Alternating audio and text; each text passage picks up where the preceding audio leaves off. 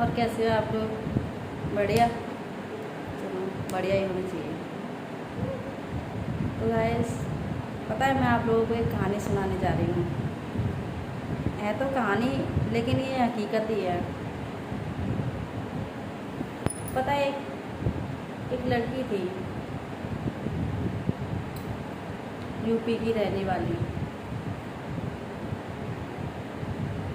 वो अपने माँ बाप और भाई बहन के साथ रहती थी। सबसे बड़ा उसका भाई था, बहनों से बड़ी बहन थी। 2 भाई थे, 5 बहनें थीं।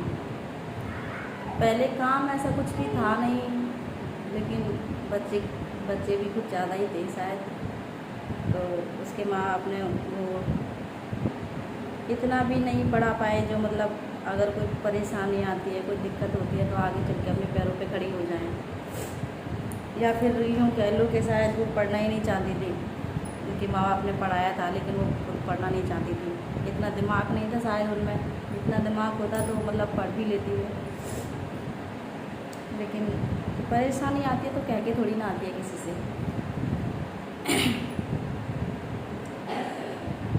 तो सबसे बड़ी जो बहन थी उसकी, मैं आज उसके बारे में आपसे बात करने वाली हूँ।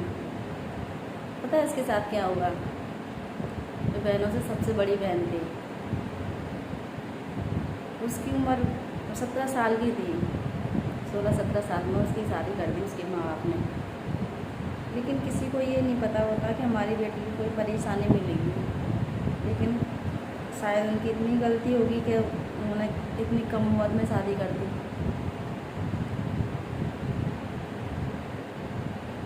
बताएं, शादी तो कर दी उसकी, और वो अपने ससुराल भी चली गई, वो रहने भी लगी। लेकिन 1-2 महीने बाद उसे पता चला धीरे धीरे करके हमारे ससुराल वाले मतलब सही नहीं है, ख़राब हैं और उससे बना के नहीं रखते। लड़ाई झगड़ा, मारपीट करना। और पता है हस्बैंड भी उसका ना बहुत सीधा था। इतना सीधा था कि अगर वो कह भी देती थी लड़की कि आज मतलब आपकी माँ ने मुझसे ऐसे बोला, तो वो कुछ भी नहीं बोलता था। लेकिन इतना सीधापन भी सही नहीं है। तो मैं आप लोगों को उस लड़की की कहानी सुनाऊंगी जो उसने मतलब इतनी हिम्मत करके भी सब कुछ सहन किया और मतलब आगे बढ़ती गई। तो उसके साथ शादी को 1 साल हो गई।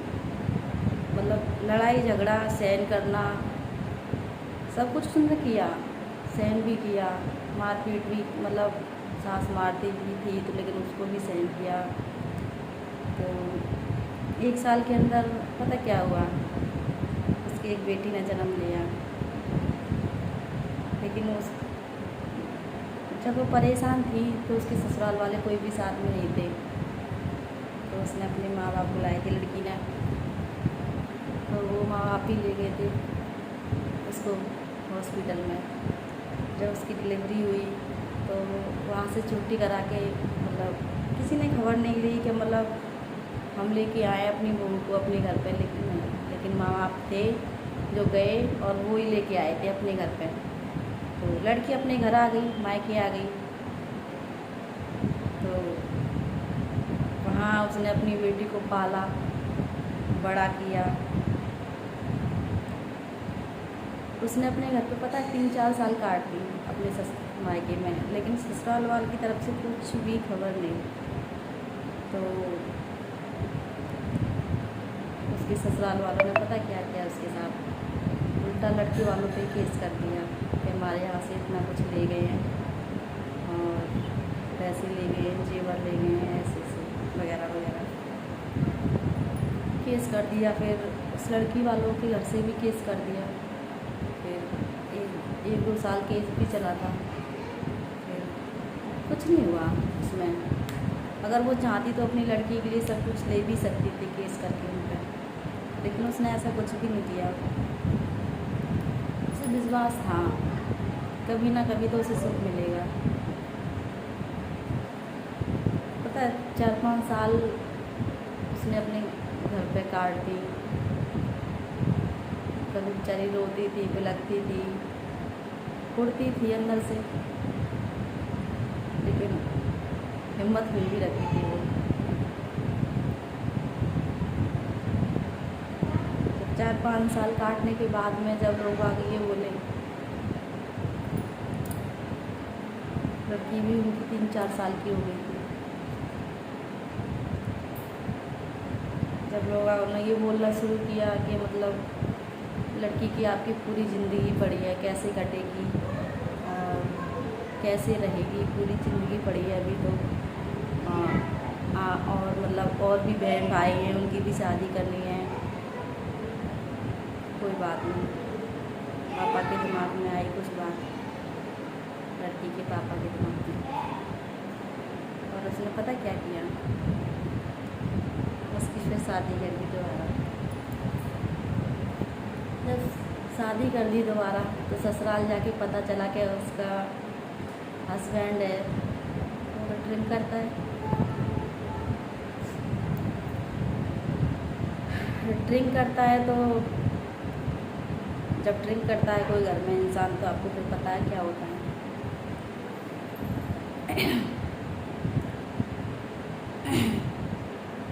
तो धीरे धीरे उसकी वहाँ पे उसकी ज़िंदगी कटने लगी। हालांकि ज़िंदगी उसकी वहाँ पे भी एक नरक समझ लो। जब हस्बैंड ड्रिंक करता है तो उसे इतना होश नहीं रहता कि घर में क्या है क्या नहीं है, हमारी वाइफ कैसे रह रही है कैसे नहीं रह रही। उसे बस अपने ड्रिंक से मतलब था और कुछ नहीं, ना काम धंधा कुछ नहीं। लड़की वहाँ भी परेशान होने लगी। हालांकि अपने माँ बाप से कहती, माँ बाप आते उसके पिताजी समझा के चले जाते, भाई समझाएंगे और तो कुछ नहीं करेंगे ना, इससे ज़्यादा। हालांकि लड़की को अपने घर ले गए उसके पिताजी, 1-2 महीना वहाँ पे भी रह के आई थी वो अपने घर पे।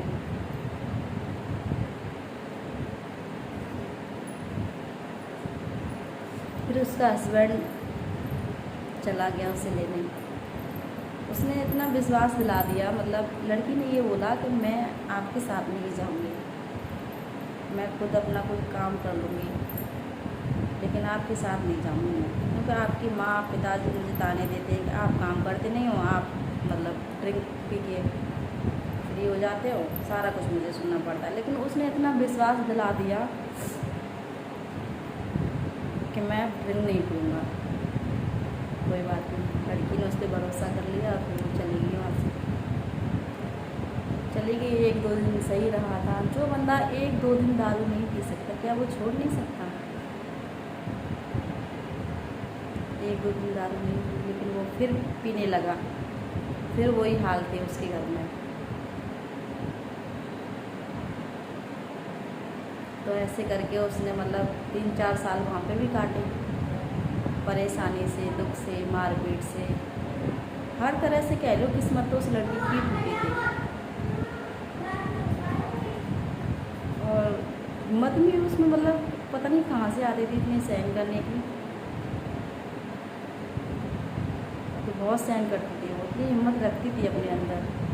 वो ये सोचती थी कि कभी ना कभी तो सुख आएगा, शायद उसकी किस्मत में ये सारा कुछ लिखा हो इसलिए हो रहा हो। अगर दूसरी जगह उसकी किस्मत में ये नहीं लिखा होता तो शायद ये नहीं होता दूसरी जगह, लेकिन ये सब कुछ लिखा था। गाइस, मैं ये आपको कहानी ना एक अलग तरीक़ा से सुनाना चाहती हूँ, लेकिन आपके अंदर से भी कुछ इंसानियत जाग उठे।